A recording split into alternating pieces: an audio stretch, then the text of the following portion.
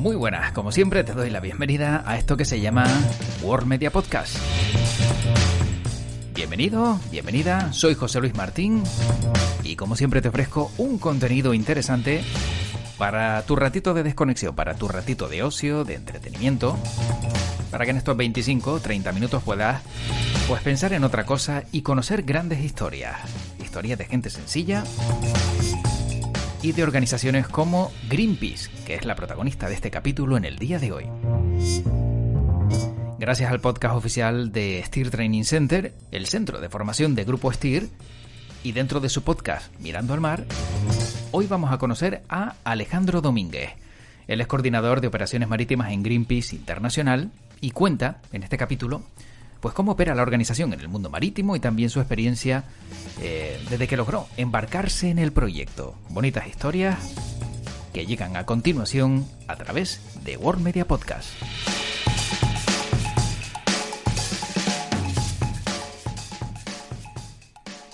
Y vamos a hablar en Steer Training Center, en Mirando al Mar, con Alejandro Domínguez. Él es coordinador de operaciones marítimas en Greenpeace Internacional. ¿Qué tal? ¿Cómo estamos? Buenas, encantado. Encantado de saludarte y de hablar de Greenpeace y también de hablar de tu trayectoria en el mar y conocer pues la labor que haces, ¿no? Entiendo, una entidad de gran peso y gran relevancia. ¿Cómo podrías definir, para empezar, qué es Greenpeace Internacional?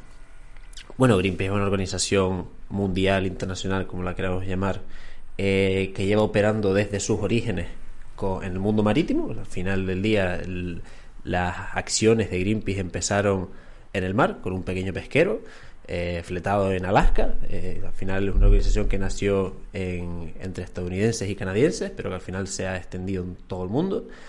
Tenemos presencia en más de 20 países y estamos divididos en oficinas independientes, pero sí es verdad que operamos con buques que al final del día siguen las mismas regulaciones y la misma legislación que los buques mercantes. Estamos regulados y seguimos la legislación internacional de todo tipo de buques mercantes y hay que estar preparados profesionalmente para trabajar en ellos y para operar con ellos.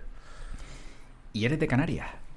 Sí, de Canarias, de Escaleritas, como diría mi madre, pero bueno, eso es una casualidad. Como el puerto de Las Palmas es un puerto tan importante, aunque no nos demos cuenta del día a día, es un puerto en el que paran gran cantidad de buques, tanto de comercio, tanto de investigación, tanto de organizaciones no gubernamentales como Greenpeace, que encuentran aquí un punto logístico perfecto para no ser el centro de sus operaciones, pero sí ser un puerto bastante recurrido.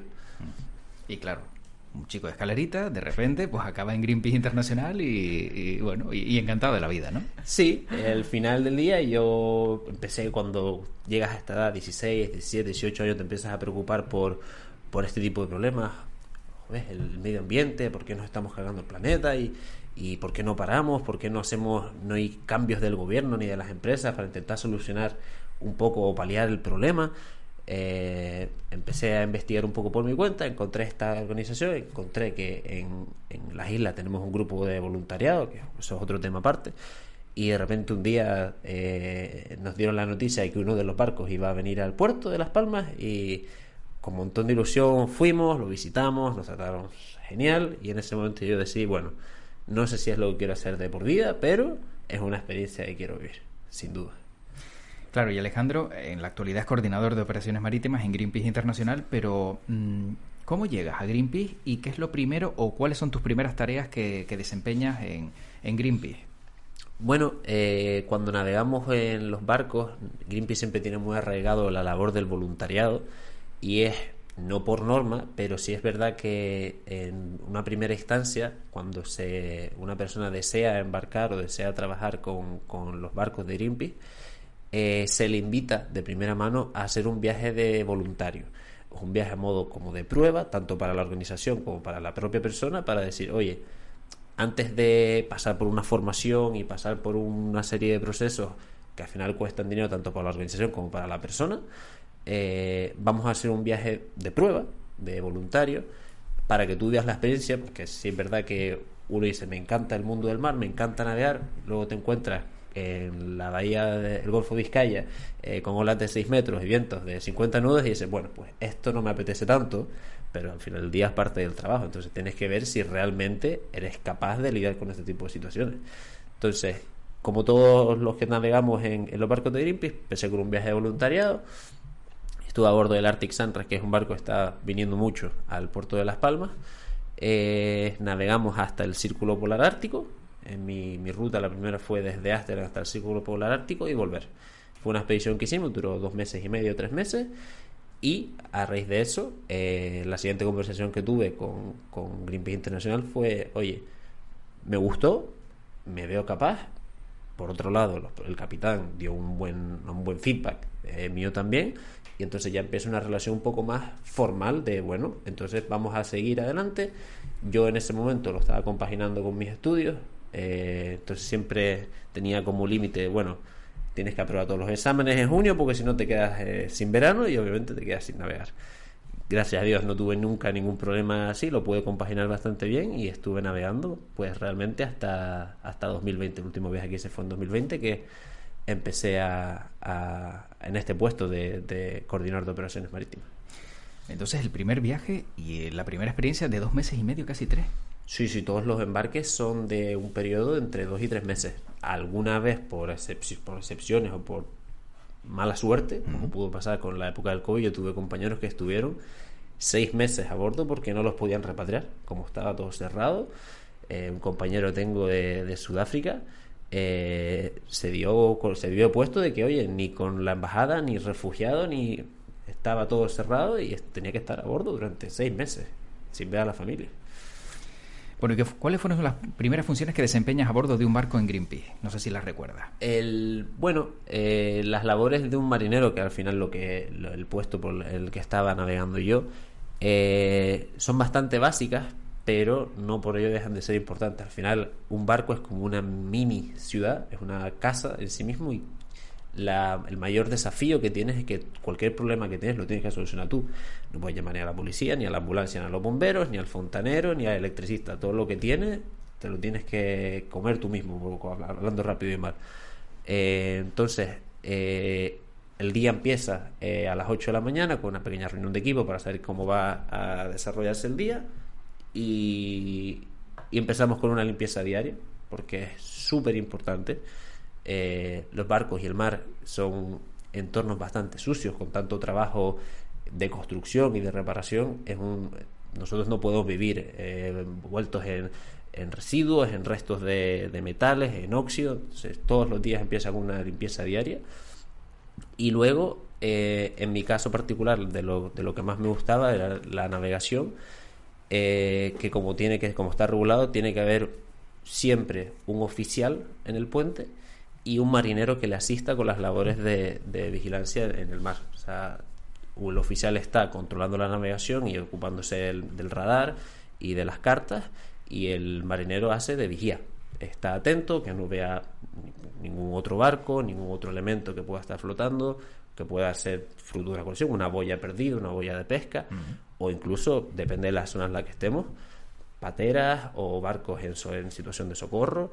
Que cruzar por el estrecho de Gibraltar es constantemente una embarcación no identificada que se aproxima a ti buscando en una situación de socorro. ¿Y de esas tareas cuál es la que más te gustaba? Bueno, yo creo que dentro de Greenpeace hay que destacar las acciones a bordo, ya sean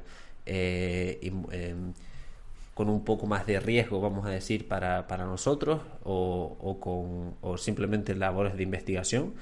Pero no tengo recuerdo de la primera acción que yo hice a bordo cuando estuvimos en el Círculo Polar Ártico. Estuvimos interviniendo las operaciones de una petrolera, una estación petrolífera que iba a operar por primera vez en una zona que estaba recientemente deshielada en toda la historia. Entonces iba a explorar para ver si había efectivamente petróleo en esa zona, y nosotros fuimos a detener sus operaciones durante el máximo tiempo posible. Estuvimos 13 horas dentro de la zona de exclusión donde ella estaba operando, hasta que finalmente llegaron los guardacostas y nos retiraron. ¿Y te has visto en alguna situación de peligro o comprometida por alguna de las acciones que han llevado a cabo en Greenpeace? Es inevitable que en todo tipo de situaciones así siempre existe un riesgo, pero las medidas de seguridad que tomamos nosotros son máximas y realmente no ha habido ninguna situación en la que yo haya dicho estoy en peligro, tengo que salir de aquí, sobre todo porque nosotros mismos somos los que ponemos los límites y decimos esta situación no es segura, da igual el objetivo, da igual la acción, da igual la seguridad, siempre es lo primero, damos un pasito para atrás. No puede ser que por el bien mayor el fin no justifica los medios. Entonces, independientemente de que haya que abortar y no consigamos el objetivo de la acción, la seguridad nuestra es lo primero y nosotros somos los que decimos no se puede seguir adelante porque o bien nosotros estamos haciendo algo mal o ellos lo están haciendo mal. Es indiferente quién tiene la culpa, lo importante es que la seguridad esté garantizada. Y entiendo que también durante todas esas acciones lo propio sería poder recoger y grabar todo lo que se hace por si de repente hay un exceso de afán, ¿no?, de sacarle de cualquier zona y luego ya pues sabemos que, claro, si no hay imágenes y no hay nada registrado, es tu palabra contra la mía. Es muy común que nos acompañen, porque no son parte de la organización, periodistas y fotógrafos y camarógrafos que van a documentar todo este tipo de hechos. Y la verdad, no hay que irse muy lejos, sino simplemente a la acción que realizó Greenpeace aquí cuando el tema de Repsol en 2013-2014 frente a Lanzarote. Ahí quedó documentado que los que se excedieron con los medios fue la Armada Española y no nosotros. Nosotros estábamos simplemente, nuestro bote estaba completamente parado y el suyo pasó completamente por encima nuestra, y es en ese momento el que dice, esta situación se sale de los riesgos que estamos dispuestos a asumir, abortamos, una persona evidentemente acabó herida grave, acabó en el Negrín, y nosotros mismos somos los que decimos, bueno, hay que parar esto, ahora tenemos documentado cómo ha ido todo, saldrá en los medios y lo que tenga que pasar, pasará. Pero como digo, nosotros somos las principales personas que decimos, la seguridad está en riesgo y no vamos a asumir eso. Entonces, hay que dar un pasito para atrás y volver. Bueno, en tu trayectoria entonces en el mar se entiende que es necesaria, ¿no?, la formación también para poder hacer todo lo que tú has hecho como en cualquier otro buque. Efectivamente, durante desde el primer viaje te tienes que prepararte. Hay una serie de cursos mínimos que son principalmente la formación básica en seguridad, que yo por afán del destino también estudié en STIE, que es indispensable. O sea, uno cuando está en un barco, como ya dije, no tiene posibilidad de llamar a emergencias, de llamar a bomberos. Sí puedes solicitar ayuda a costa, pero igual la ayuda te puede llegar en 6, 8, 12 horas o quién sabe cuántas. Entonces tienes que estar preparado con unos mínimos de seguridad y unos conocimientos mínimos de abandono de buque, de lucha contra incendios, de abandono de áreas que están congestionadas con gases o con humos tóxicos, por lo que independientemente de que estés en un barco de Greenpeace, en un barco de otra organización, en un barco petrolero, gasero, todos tienen en común que siguen esta regulación internacional y que todo marinero, oficial y maquinista que navegue en ellos tiene que seguir. ¿Y te has visto en alguna situación donde hayas dicho, menos mal que estudié en Steel Training Center y esto me lo dieron y me lo machacaron para saber cómo actuar en una situación de riesgo que se me acaba de dar? Gracias a Dios no he tenido ninguna situación que diga, madre mía, pero sí es verdad que hubo un viaje, bueno, evidentemente todo crece con la experiencia, y hubo un viaje en el que de cuando llego me doy cuenta que en el plan de seguridad me han puesto como primer bombero, vamos a decirlo así, y yo dije, jope, me han puesto a mí como primero, el que va adelante con la manguera, dije, menos mal que sé lo que tengo que hacer. Evidentemente haces una serie de preparación y unas pruebas prácticas en el centro y sabes lo que hay que hacer, y que a raíz de que sepas que vas a estar en tal situación, tú mismo vuelves a estudiar lo que has mirado. Bueno, pues tengo que seguir este procedimiento para garantizar que estoy preparado. Gracias a Dios, como digo, no me he enfrentado nunca a tal situación, pero sí es verdad que hay que estar preparado. Hacemos los simulacros y es muy importante seguir con el diario de simulacros, porque si no, llegado el día, cuando tienes la necesidad de estar preparado, igual no lo estás. Es curioso porque siempre todos los invitados que han pasado por este podcast de Steel Training Center Mirando al Mar inciden mucho en eso, ¿no? En repetir, en machacar no solo simulacros, sino también seguir formándote y seguir estudiando, porque claro, cuando te ves en el mar, ahí como bien indica, no vas a tener ayuda de fuera, y si no sabes qué hacer en ese momento, peligra tu vida y la del resto. Es efectivamente eso. Tú empiezas con una formación básica, porque su propio nombre lo indica, pero sigues formándote y haciendo formaciones complementarias, cursos de contraincendios avanzados, cursos de contraincendios específicos al tipo de buque en el que estás operando, pero es lo que tú dices, en el mar estás completamente solo y tienes que minimizar el riesgo de todo el riesgo que puedas tener de me falta preparación, me falta experiencia, me falta práctica, que es algo que siempre es uno de los talones de Aquiles en los accidentes marítimos, la falta de preparación, la relajación del personal. Bueno, esto es un simulacro, lo hemos hecho, no pasa nada, no lo hacemos, marcas la casilla en el papel, al final nadie te está revisando que lo hagas o lo dejes de hacer, y al final es la relajación una de las principales causas de los accidentes. Bueno, de los países que ha visitado a bordo de los barcos o con los barcos de Greenpeace Internacional, Alejandro, ¿cuál es el que más te ha gustado?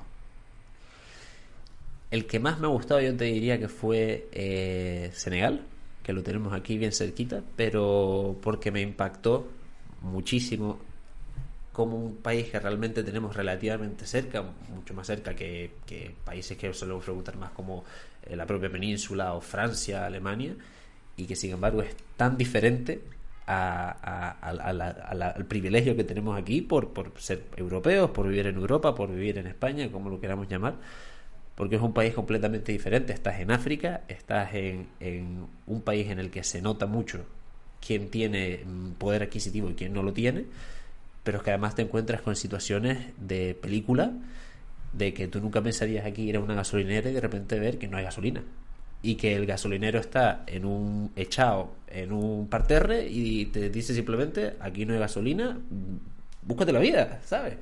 O situaciones similares en el supermercado que te dice, oye, pues no hay agua, y tú dices, joder, pues ¿y dónde voy yo ahora a comprar agua? Entonces son situaciones del día a día que aquí es impensable que se te pase por la cabeza, porque aquí lo primero que te pasa es que el precio está por las nubes, sí, pero no que no hay. Entonces en ese sentido fue algo que me impactó mucho, me gustó, y sin duda si pudiese volver a repetir algún viaje sería en los países africanos. Pero es curioso porque te ha gustado esa incertidumbre, ¿no? Porque otro se habría desesperado, no tengo agua, no tengo gasolina, y lo vería como una carencia, no quiero volver aquí porque me voy a encontrar con que no tengo de nada, ¿no? Y sin embargo, en tu caso, entiendo que tiene que ver con el espíritu aventurero, es encontrarme en esas situaciones y luego saber qué hacer. Al final del día no te quieres ver en esa situación. Yo es verdad que no estaba en un estado de deshidratación ni mucho menos, y siempre teníamos alternativas, pero al final es la incertidumbre, como tú dices, pero además profundizar en esa incertidumbre. Bueno, si sigo adelante, si me adentro más en este pueblo o en esta comunidad, ¿qué más me voy a encontrar? Es algo que a mí me llama mucho la atención y que quiero seguir descubriendo. ¿Y crees que, por ejemplo, en Canarias, o como bien decías, ¿no?, los europeos o españoles, tenemos un rechazo a África? Porque claro, tú acabas de decir, ¿no?, que es un lugar y un entorno maravilloso, que siempre visitamos otros y nos olvidamos de ellos que están cerca, quizá a lo mejor por esa mala información o esa información negativa que siempre se da de todo lo que falta, de la hambruna, bueno, parece de que de manera interesada parece que no quiere nadie que vaya a África. Bueno, es la discusión que tenemos siempre de la diferencia de mundos del hemisferio norte al hemisferio sur. Ni siquiera con todo lo que estamos hablando al sur de Europa es lo que se ha dejado de lado, y al final del día nosotros llevamos unos ritmos de consumo que a nosotros nos parecen normales, pero al final del día son todo a costa de la incertidumbre y el desgaste de los países del sur, tanto en desgaste económico como en las consecuencias del cambio climático. Al final nosotros no sufrimos prácticamente consecuencias. Bueno, se me viene a la cabeza el año pasado, Filomena en Madrid, fue una ventisca que vino más fría o más fuerte que otras que se habían tenido en los años anteriores, pero creo que eso no es comparable con las desgracias que se sufren con los tifones en el sur de Asia o con las inmensas olas de calor que se pasan en África. Está claro que hay una diferencia bastante sustancial. ¿Cómo considerarías de importante del 1 al 10 la labor que hacen en Greenpeace? Está feo ponerse a uno, un 10, entonces no nos vamos a poner un 10. Un 9,5. Nos vamos a poner un 9, porque no, un 9 o un 8. sobre todo porque tenemos muchas cosas que mejorar. El planeta, vamos a decir, los movimientos socioeconómicos siguen cambiando día a día y nosotros nos tenemos que adaptar al cambio y a las formas que tiene el mundo ahora de operar, y tenemos que mejorar en muchos aspectos, y estamos trabajando en ello. Al final del día, en lo que a la navegación se refiere, muchas veces nos damos cuenta de que desde que pasó el COVID, las campañas en las que hemos estado operando han estado muy centradas en Europa, y al final del día lo que queremos es salir de la eurocentrización que tenemos todos en la mente y decir, tenemos que focalizar los problemas donde están teniendo las consecuencias, en el sur de Asia, en el sur de África, en la Antártida y en todos estos sitios, y no tanto en el centro del problema, que somos nosotros, donde están basadas las empresas y las grandes organizaciones, que son en parte, porque todos somos parte del problema, las causantes de todos esos efectos secundarios. Bueno, te he preguntado, y está muy bien que hayas hecho autocrítica, porque dices, bueno, podías haberte puesto un 10 o un 11, ¿no? Que también podría haber quedado de maravilla, pero todo esto viene, claro, con una pregunta añadida, que es, ¿cómo del 1 al 10 crees que se conoce todo lo que hacen en Greenpeace?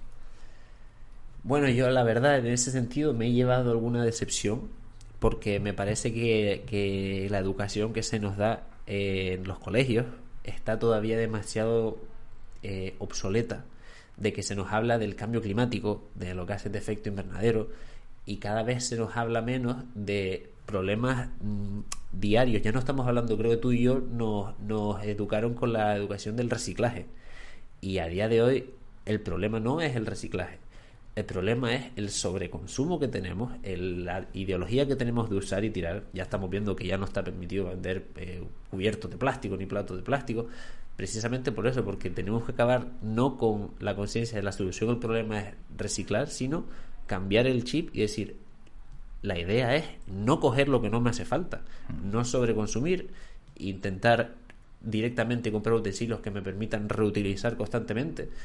Entonces, me parece que esa conciencia, sí, evidentemente se les conciencia a los menores de este tipo de ideologías, pero me parece que es todavía algo que está muy verde y que sigue siendo algo que, como tú y como a mí, nos dieron en naturales, un apartado pequeñito y listo, no hay nada más.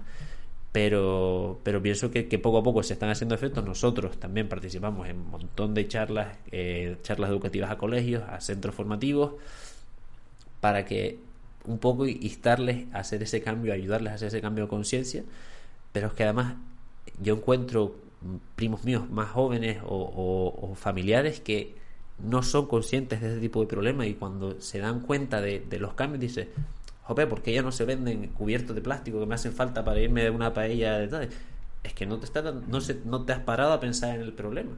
Es al final lo que a mí me impacta, que yo pienso, como yo estoy tan metido en el mundo, que la demás gente es consciente del problema, pero de repente te das cuenta que, oye, pues que no, que igual con el consumo de carne, la gente a veces sigue pensando en la idea de que, bueno, de que puedo desayunar todos los días un bocata de jamón serrano, que luego puedo comer un filete empanado, y que luego para cenar pues me puedo comer, qué sé yo, un sándwich de pavo y queso. Tú dices, estás introduciendo carnes procesadas en tu dieta en todas las comidas del día que haces, y el snack que te comiste a media mañana eran los fuet pequeñitos. Entonces dices, estamos consumiendo una cantidad de carne procesada que primero mala para la salud y después para el medio ambiente, para los que digan primero voy yo y después vienen los demás, de lo que no somos conscientes, y no se nos da una educación alimenticia como debe ser. Quizá a lo mejor porque hay grandes lobbies, ¿no? Que a lo mejor controlan un poco todo eso también, sí, ¿no? Sí. Podríamos abrir otro debate muy, muy amplio al respecto, Efectivamente. seguro. Bueno, para ir acabando, Alejandro, antes hablabas del voluntariado, empezabas como voluntario, y muchas veces siempre uno reflexiona y dice, ¿cómo alguien se mete a hacer algo sin cobrar? Porque eso, en definitiva, también el voluntario lo hace, le gusta, pero no recibe nada a cambio, y entre comillas. Efectivamente, al final del día a mí me cogió en esta etapa de la vida de que estás transicionando entre instituto y universidad, y aproveché ese espacio de, bueno, estoy en la universidad, estoy solo en este mundo grande, que tengo tanta gente por conocer, tantas cosas nuevas por hacer, que yo le conseguí encontrar un hueco ahí a, oye, voy a probar este voluntariado que he encontrado aquí, no tengo, o tengo espacio, ahora tengo espacio, tengo tiempo, tengo los amigos del instituto, pues muchos han ido o están estudiando fuera, o por cosas del destino no mantienes la misma intensidad de relaciones que mantenías antes. Y yo empecé la universidad en septiembre y en octubre, principio de octubre, ya estaba metido en el voluntariado, principalmente por eso, porque tenía tiempo. Y me pareció que era una forma más interesante de llenar el vacío que se me generó que estar jugando videojuegos o mil otras formas que tenemos de perder el tiempo, vamos a llamarlo así. Sí, puede haber un poquito de ocio, pero no en exceso. Exacto. Y aprovechar mejor el tiempo, sin duda. Bueno, si no me equivoco ahora mismo, claro, como coordinador de operaciones marítimas internacional en Greenpeace Internacional, antes me indicabas, antes de empezar a hablar, que estás en Holanda. Sí. Pero la pregunta es, ¿echas de menos volver al mar? ¿Estar embarcado? ¿Estar en esas aventuras? La verdad es que sí. Gracias a la buena... Bueno, Greenpeace no tiene una estructura muy sólida, pero nosotros tenemos la ideología de que la mejor forma de la que se entiende cómo funciona el trabajo, al final mis responsabilidades incluyen asegurarme que el barco está operativo, que tiene todos los recursos necesarios para estar operativo y que está documentado con todo el tipo de permisos y licencias que necesita para poder operar. Muchas veces, y es lo que yo defiendo, y tanto mi jefe como el resto de compañeros del departamento están de acuerdo, muchas veces ese punto de vista se obtiene de forma mucho más clara estando en el propio barco, en uno de los que tenemos. Entonces yo soy partidario de pasar X tiempo al año a bordo del barco, no necesariamente navegando, no necesariamente estando involucrado en las acciones, que es algo que también me gusta y voy a retomar, pero es esencial para mí estar dentro del entorno para el que trabajo durante un cierto tiempo al año para, oye, te das cuenta de cosas que pueden mejorar, te das cuenta de las opiniones de los trabajadores que están ahí, y al final son gente con la que si no fuese al barco tienes una pura relación de emails y mensajes que no es real. Entonces es una forma mucho más eficiente desde mi punto de vista de hacer mi trabajo. Y si tuvieras entonces que embarcarte en una nueva misión con Greenpeace Internacional, ¿a dónde te gustaría ir? Y si no has estado, también, ¿cuál sería ese sitio elegido? Yo siempre tengo la espinita de que nunca conseguí cruzar el Ecuador. Yo me quedé en Senegal, el barco después continuó hasta Sudáfrica, y no llegué nunca a cruzar el Ecuador, y es algo que me gustaría conseguir en algún momento. Y evidentemente la próxima expedición que hagamos a la Antártida, llevo años viendo fotos y he visto las expediciones que hacemos allí y son impresionantes, pero me falta efectivamente decir, quiero ir ahí, quiero ser parte cara a cara de esa expedición, que ahora mismo no la tenemos planeada para el año que viene, pero esperamos que no tarde mucho. ¿Y un canario acostumbrado a vivir con 24 grados qué hace en la Antártida, Alejandro? Intentaremos que sea en verano y sean no esas temperaturas extremas de menos 20, menos 30 grados bajo cero, y que sea solo un par de grados bajo cero. Está bien, bien, buena reflexión. Bueno, para terminar siempre hay una última pregunta, pero antes no te he preguntado, digamos la cuestión más sensible, ¿qué es lo que más daño te ha hecho ver mientras has estado embarcado en Greenpeace? ¿Qué es lo que consideras que te ha dolido más, ¿no? de todas esas experiencias que a lo mejor has podido vivir? Si ha habido alguna en concreto.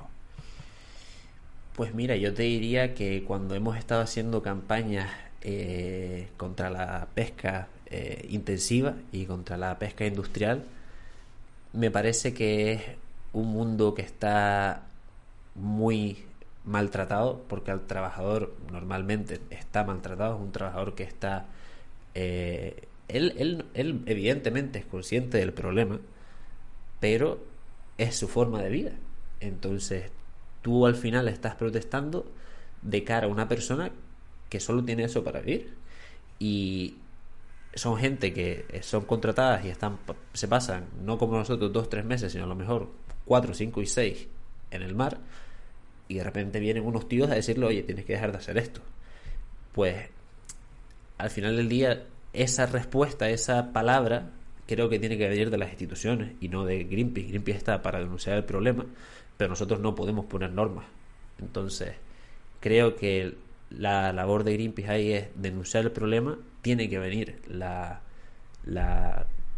institución a regular las áreas marinas protegidas, que es algo que llevamos denunciando una burrada de años, y al final del día no se materializa en lo que demanda ni la organización ni lo que aconsejan los organismos internacionales, que dicen que el 30% de los océanos debe estar protegido para 2030. O sea que hay mucho trabajo todavía por hacer y mucho camino por recorrer, ¿no? Mucho trabajo por hacer, mucho camino por recorrer, y además, por desgracia, no parece que lo vayamos a conseguir con los objetivos que nos recomiendan las organizaciones internacionales.